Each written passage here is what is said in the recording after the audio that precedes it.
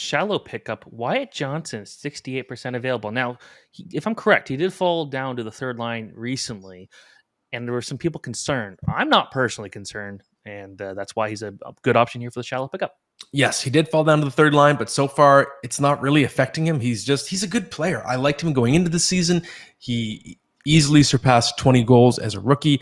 And obviously we saw he got a look for an extended period of time on that first line with Jason Robinson, Rupe Hintz. There's nothing to say it can't happen again if it feels like to Pete DeBoer, it's a good fit. And even if it's not, this is just a really good team. And I know it's a shallow league, but he's got 14 points in his past 13 games. I don't think it's someone who needs to completely rely on being on the first line to be successful. Obviously, we'd like to see him on special teams. That is the way for him to hit his ceiling, but I still think he should be owned in almost every league just with the way he's playing, because the pendulum could swing back the other way. Even if he goes a little bit cold, not being on that first line anymore, I think you still want to stash him. He's just a really talented player.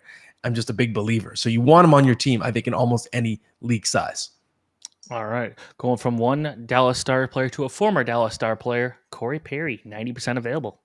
Yeah, this is a weird one because I feel like I remember us talking on the show recently about Corey Perry and how, it's not really. I think it was a listener question we had. That's what it was, right? About whether we should be excited about Corey Perry, and my advice was, maybe he'll string together a few good games and you could trade him. I still think it's true, but for him to be available in 90% of leagues when he's playing with Connor McDavid and Leon Draisaitl. If I was playing with Connor McDavid and Leon Draisaitl, you should pick me up because they would just bounce a couple pucks off me and in. So it's not really a reflection of Corey Perry's ability in his late 30s, but just with that assignment alone, you have to pick him up. He's also playing power play too. I don't know how long this arrangement's going to last, but you got to find out. So pick up Corey Perry. Okay, I like it. This one, the deep pickup, and I've got a story about him coming up on Daily Faceoff later this week. A guy that I think we have two slightly different viewpoints on. The fact that he's got 2 goals in the last 32 games is not a good sign, but Tyler Bertuzzi, the Toronto Maple Leafs, deep pickup. Yes, and he's got 1 goal in the last 2 games, so that's how I'm going to. Anaheim, wow. Yes, that's right. So he's available in 88% of leagues.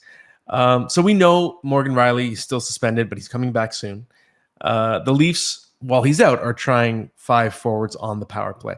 That includes Tyler Bertuzzi. All season long, I've been saying he should get a look on the top power play unit to see if it sparks him.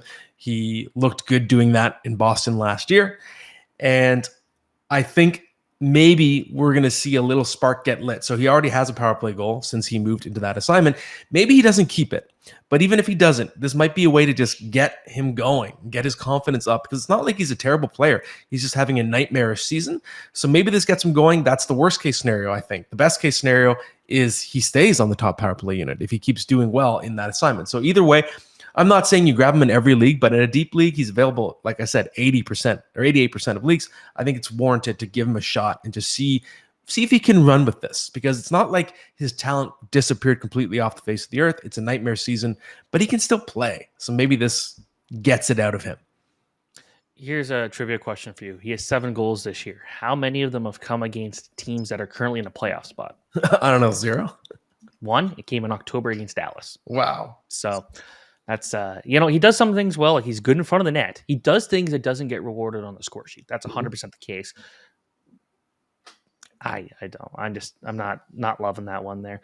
And for the WTF pickup of the week, your favorite player, I know you probably sent him a Valentine last week, Kochetkov. It's my boy, Pyotr Kochetkov.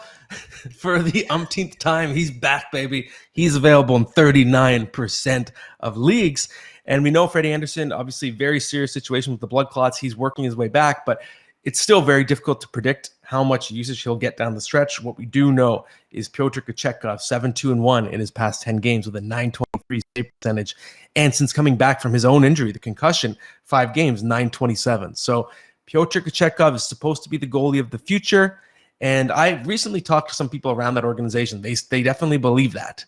And it's happening. He's playing great on a great team. What else are we waiting for here? This is the definition of a WTF. I think I said WTF pickup. I'm so excited about Kochetkov. I can't even talk normally. But you need to pause the podcast and go pick up my boy. I picked him up in my deeper league, and I've started him a bunch over over Igor Shesterkin this year. So I got to say, though, man, picking Igor Shesterkin as early as I did not work out in that league. But that's that.